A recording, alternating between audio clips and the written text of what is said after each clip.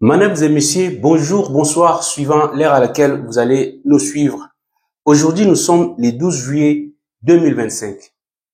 La RDC est en train de gagner des batailles sur le plan diplomatique et politique, mais aussi par rapport à la situation sécuritaire en République démocratique du Congo. Nous allons décortiquer. Il y a tellement d'informations. Ce que je vous demande, c'est de rester jusqu'à la fin et de partager largement cette vidéo parce que je vais faire des analyses et donner des informations, des détails. Et ça va être vraiment très, très important. Donc, c'est pourquoi je vous demande vraiment de partager, mais surtout de rester jusqu'à la fin. Cliquez sur les j'aime, ça va nous aider énormément puisque lorsqu'on fait des analyses, surtout très importantes comme ça, il est très important également que ça soit partagé pour que ça soit vu par plus d'une personne. Ça nous fera énormément plaisir. Voilà. Alors, aujourd'hui, on va décortiquer. Il y a plusieurs points qu'on va en parler. Premièrement, on va parler de la délégation du chef d'État africain au niveau des États-Unis à la Maison-Blanche, les exigences de l'LS 123 à Doha. Aussi, on va parler des discours de Monseigneur Ambongo, aussi l'attitude de certains évêques, notamment Fulgence Muteba. Aussi, la nouvelle déclaration des opposants au régime de Tshisekedi. On va expliquer pourquoi on l'intitule comme ça. Moïse Katumbi et sa décision au Congrès américain. HR 559. Et puis, Human Rights, on va dire un mot, sans justice, sans paix. Pourquoi tout ceci arrive maintenant? On va en partager. Mes amis, très chers internautes, merci beaucoup d'être là, présents. Les exigences de l'AFCN 123 violent la Constitution et les lois de la République. Très chers compatriotes, comment expliquer des gens qui critiquaient ou sinon qui sont en train de critiquer Tshisekedi, les condamnant en train de violer la Constitution et les lois de la République et la mauvaise gouvernance, puissent demander la gestion d'une partie de la République démocratique du Congo. Ils doivent être poursuivis pour haute trahison et atteinte à la sûreté de l'État. L'État, la République du Congo, au niveau de son article premier, on dit que la République du Congo est un indivisible. En vertu de quel principe des droits, et ils peuvent demander la gestion pendant 8 ans. Si ce n'est qu'ils sont en train de jouer le rôle des marionnettes du Rwanda. Donc, au regard de cette revendication, il est clair que fini pour l'FC23 parce que, aux yeux que ce soit des États-Unis, même du monde entier, personne ne peut nous imposer une telle exigence. Parce qu'ils savent tous que, sur le plan moral et éthique, à la fois politique et diplomatique, même juridique, ça ne peut pas passer. Donc, vous voyez déjà que c'est un problème qui prouve à suffisance que nous sommes face à des gens qui ne travaillent pas pour l'intérêt de la République, ni non plus pas pour sa population, mais plutôt pour leurs intérêts propres individuels. Mais tenez, plus grave encore, c'est quoi? J'ai eu par mes sources la liste des gens qui sont en train de, de négocier pour le compte des l'EPS 123. Mes amis, je vous dis franchement, c'est inconcevable et puis incroyable. Donc, le peuple congolais ne peut pas croire à ce genre de gens. Donc, je trouve qu'il est très important de protéger Tshisekedi et de les laisser continuer d'abord parce que là, peu importe ses défauts qu'il peut avoir comme tout être humain, mais il est très important pendant toute cette période où nous sommes en train de traverser. Moi, je pense que c'est une période charnière où la République du Congo va décoller. Et nous devons être conscients et ne pas être distraits. Vous voyez quand même la liste des gens qui vont aller négocier pour la FM23. Vous retrouvez en son sein des gens qui sont, il y a un jeune qui était jeune président des jeunes du PPRD qui est dans la délégation, un ancien du M23. Vous allez voir que ce sont des gens et puis les gens de FCC et un agent du Paul Kagame. Parmi la liste, parce que je ne retrouve pas cette liste-là, si je les retrouve, je vais vous lire les noms des gens. Et au regard de ça, vous allez voir déjà que, en fait, Ces gens-là ne revendiquent pas pour l'intérêt du peuple. La plupart d'entre eux, ce sont des gens qui ont dirigé et mal dirigé. Contre qui, que ce soit les évêques de la Senko, étaient contre. Mais aujourd'hui, parce qu'ils ont perdu le pouvoir, ils basculent tout de suite. Au lieu de se limiter même à l'opposition classique, ils vont vers la rébellion pour venir revendiquer l'exigence de gérer le nord et le sud du Kivu. Ça, c'est une insulte et une injure contre la République démocratique du Congo, mais aussi et surtout de sa population, mais surtout de l'Est. Jusqu'à quand on va continuer à être humilié par des individus simples qui ne représentent rien en fait en termes de la République démocratique du Congo, puisque un individu ne peut pas se prévaloir à faire tout ce qu'il veut parce que sous prétexte qu'il veut venir sauver tout un peuple. Je pense que il est clair sur ces points-là que ces gens-là, ce sont des ennemis de la République. Et donc, ils peuvent pas exister. Donc, c'est déjà, ils sont en échec. C'est pourquoi ils vont multiplier des stratagèmes pour voir comment contrer le président Tshisekedi si ce n'est pas l'éliminer physiquement. Voilà que vous avez vu tout ce qui circule ici, parce que les gens, lorsqu'ils arrivent au bout, ils sont capables ou sinon prêts à faire n'importe quoi. Voilà, c'est ces points-là déjà, ça pose un problème. Un autre élément, mesdames et messieurs, je vous dis très clairement que la RDC a pris une voie pour son développement et sa réussite. Je ne vois pas comment Trump, qui vante, qui utilise cette réussite d'imposer la paix, de mettre la paix entre la RDC et les Rwanda, mais aussi la fin des conflits dans cette partie Est, puisse accepter que cette initiative tant louable soit sabotée par des individus Kagame ou CM23. Donc, ils sont qui ces gens-là? Les chefs d'État qui ont été reçus par Donald Trump au niveau de la Maison Blanche là-bas, le président sénégalais, le président de la Mauritanie, le président du Gabon, le président de Guinée-Bissau, ces présidents-là, au cours de leur discours, sont en train de féliciter Donald Trump pour avoir réussi là où beaucoup n'ont pas pu réussir, sinon ont fermé les yeux en République démocratique du Congo. En plus de parler de leur pays, ils parlent du cas de la République démocratique du Congo parce que c'était un pari difficile, parce que les gens ne s'imaginaient pas que comment cette guerre-là pouvait finir, parce qu'il y a tellement des choses qui se passent là que c'était tellement fait pour que ça continue d'exister comme ça, parce qu'il y avait des intérêts obscurs des gens, de certaines puissances, des multinationales qui intervenaient pour leurs propres intérêts. Ils ne voulaient pas passer par des voies légales. Vous imaginez, très cher internaute, si toutes ces minéraux stratégiques que ces gens-là exploitaient passaient par des voies légales, la République du Congo pourrait avoir déjà un budget très colossal qui pourrait permettre à la RDC de décoller si facilement. Tellement qu'ils ne voulaient pas voir la République démocratique du Congo se développer, ils ne pouvaient pas donner de l'argent à la République du Congo. C'est comme quelqu'un qui ne veut pas de ton bonheur. Il ne peut pas vous soutenir lorsque vous êtes en difficulté, de peur que vous puissiez vous développer si facilement. C'est sur ces gens-là, c'est comme ça qu'il s'est comporté.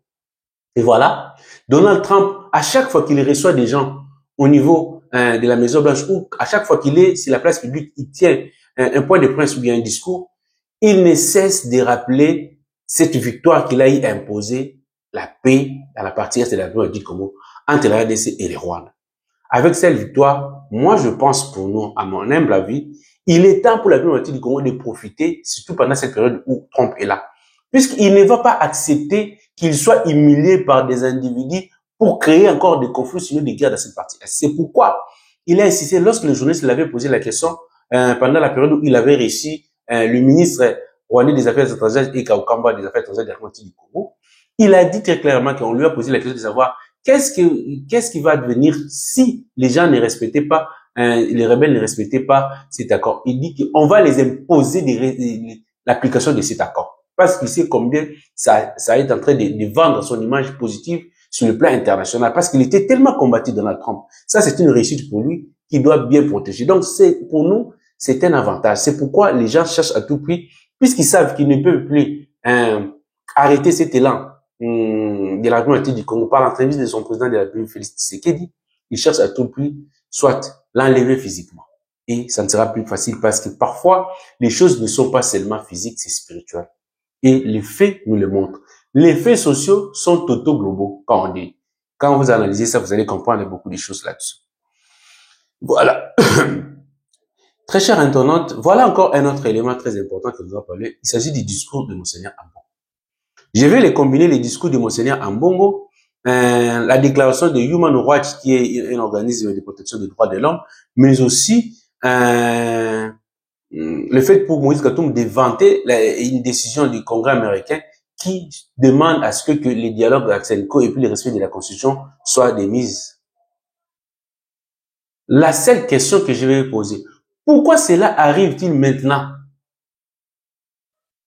Pourquoi Human Rights, ici, ne réclamait pas pendant plus de 30 ans où on tuait des Congolais, il ne cherchait pas à s'imposer pour qu'il y ait la paix ou sinon qu'il y ait la justice?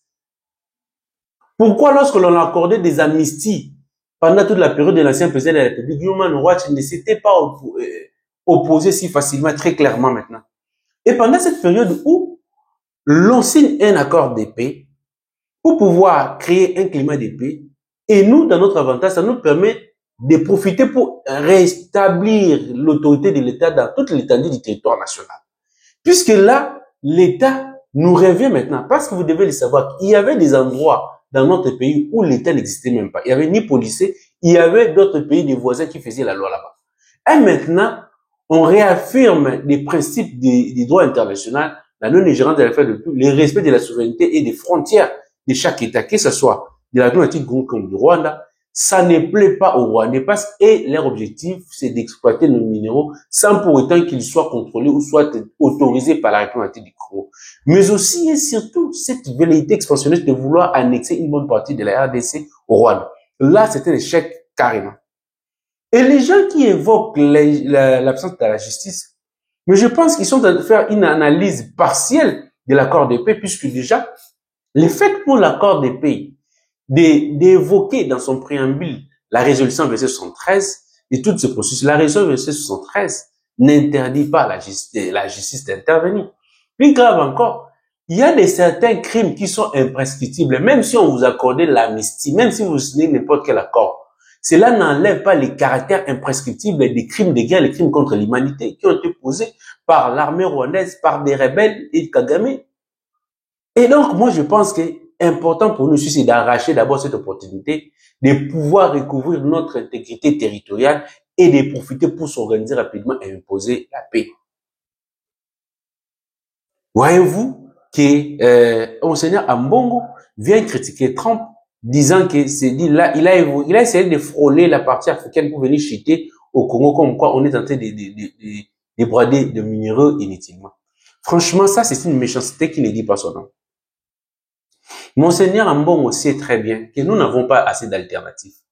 Dans un pays où on a été infiltré au plus haut point, vous avez l'opportunité. On ne peut pas vouloir gagner tout à la fois. Qu'est-ce qui est prioritaire pour l'instant? Est-ce que ce sont ces minéraux-là? Pendant 30 ans, on a exploité, nous, on ne bénéficiait de rien. Qu'est-ce qui a changé? Et aujourd'hui, on est en train de signer s'il faut donner nos minéraux-là pour la paix, et ils sont critiqués parce que, et pour les retraites, c'est des minéraux. Moi, je ne pense pas que c'est les minéraux qui font le développement d'un État. Le développement d'un État, c'est un état d'esprit. Et cet état d'esprit s'est traduit par le sens élevé d'organisation. Puisqu'il y a des États qui n'ont pas assez de minéraux, mais ils sont très avancés, très assis, très stables sur le plan économique, politique et de développement, que nous qui avons toutes ces richesses-là. Pourquoi? Parce que les problèmes, c'est lorsque les conditions ne sont pas réunies pour pouvoir réfléchir, pour développer son pays, même si on a des milliers de richesses, on ne pourra rien faire. Et donc, l'élément principal, c'est d'abord la paix. Même s'il faut donner la paix, mais c'est comme dans une maison, même s'il faut vendre la télé pour payer les Minerval ou les Minerval pour les enfants, c'est comme ça qu'on dit, chez nous. Donc, on peut vendre la télé, cela ne signifie pas qu'on ne pourra pas acheter la télé ou sinon on ne pourra pas s'organiser autrement. Donc, le mal serait de vendre quelque chose pour ne rien faire. Il faut avoir une politique. C'est-à-dire que dans la vie, vouloir gagner tout, on perd souvent tout. Dans une négociation, on fait que faire des concessions. On ne peut pas tout gagner. Donc, c'est là on doit le savoir. non, ça, ce n'est pas un secret de polichinelle. On le sait partout dans le monde, partout où il y a eu des négociations, il y a toujours des constructions. C'est vrai, il y a des concessions qu'on ne peut pas faire, comme par exemple le fait pour les rebelles de demander à un État de leur accorder la gestion d'une partie de la République du Congo. C'est pourquoi j'ai dit que c'est une violation de la Constitution de la loi de la République. Et les opposants viennent de faire une deuxième déclaration après le 27 de la signature de l'accord, parce que déjà, ils étaient tous en train de féliciter l'accord, c'était une avancée. Je ne vois pas quel est l'intérêt pour eux de venir faire encore une déclaration de l'opposition. Je vois cette Kikouni, tous les autres là, FCC, PPRD, donc en vol, ils ont fait une déclaration pour réaffirmer que cet accord de paix est passé. Mais vous l'avez déjà dit, pourquoi ils l'ont fait? Moi, je veux vous le dire. Ils l'ont fait uniquement pour ajouter l'incise de cette décision qui d'ailleurs est sommaire, qui est juste introduit, ce que les Katumbi Moïse et sa bande ont fait des démarches pour que l'on accepte que la CENCO-SCC puisse organiser les dialogues, ça devait être un préalable, mais aussi le respect de la Constitution. Mais cela, ça ne va pas passer, ça ne va pas réussir. Pourquoi? Pour la simple raison que la CENCO et l'ECC, c'est un fait privé. Lorsqu'ils arrivent avec leurs exigences, ils doivent le présenter au chef de l'État. C'est le chef de l'État qui doit analyser la faisabilité. Et il ne peut pas prendre le dessus sur l'État. Et les contextes sont différents. Les gens essaient de voir que non, chaque fois que ce sont eux qui organisent des choses, mais les contextes sont différents. Ici, nous sommes en train de faire face à l'ennemi où les autres voient, mais nous, on refuse de voir ou sinon de l'accepter. Les gens de la CENCO, les CC, n'arrivent pas à critiquer. J'ai suivi encore Senga, celui de l'ECC, lorsqu'il est interviewé par Marius. Ils n'arrivent pas à dire que les Rwandais nous agressent. Ils cherchent des mots. Pourquoi ils ont peur? Ils ont peur du Rwanda, mais pas du Congo et de son président. Déjà, ils sont partiels. Le fait déjà de se comporter comme ça, le président de la République doit tirer très attention. On ne peut pas laisser un fait privé prendre le dessus sur un État souverain qui a des institutions stables. Et un bongo veut nous faire croire qu'il faut respecter les délais constitutionnels. Tout ça, tu vois que si vous regardez bien, ils évoluent tous ensemble. Katumbi va introduire un document pour parler du respect de la Constitution et de la CENCO. Ambongo insiste que non, c'est pas important de pouvoir organiser des dialogues. Il faut attendre pour faire tomber le mandat constitutionnel. Il évoque cela pourquoi? Parce qu'ils savent que nous, maintenant là, puisqu'on est en train d'échouer ici, de faire tomber Tshisekedi avec ses deals avec les États-Unis, insistons sur le respect de la Constitution. Mais comment on peut organiser les élections dès lors que le pays est en difficulté? C'est pourquoi moi je soutiens que les présidents de la République, si le peuple congolais on comprend des choses, les élections ne développent pas un État. Et les élections ne sont pas une nécessité pour un État dès lors que, excusez-moi, dès lors que il y a une menace grave qui pointe à votre porte. Je soutiens l'idée que le président de la République devait rester là jusqu'à ce que nous puissions finir avec cette guerre. Ça, l'objectif pour nous, c'est quoi? C'est de nous développer. Nous devons comprendre que pendant plusieurs moments, les puissances, certains pays développés veulent nous imposer leur modèle de démocratie afin que nous puissions être toujours des esclaves des choses que nous n'arrivons pas. Comment nous, on peut toujours continuer à organiser des élections alors que ces élections-là ne nous amènent nulle part? Il y a toujours des contestations en contestation. Mais plutôt, si on organisait notre État, on pourrait mettre un moratoire, décider que non, on met un plan Marshall pendant 20 ans, on reste comme ça, on nous organise. Opposition, majorité, mettons-nous ensemble, organisons notre pays. Qui nous dit que les modèles de faire des choses, c'est seulement les modèles européens?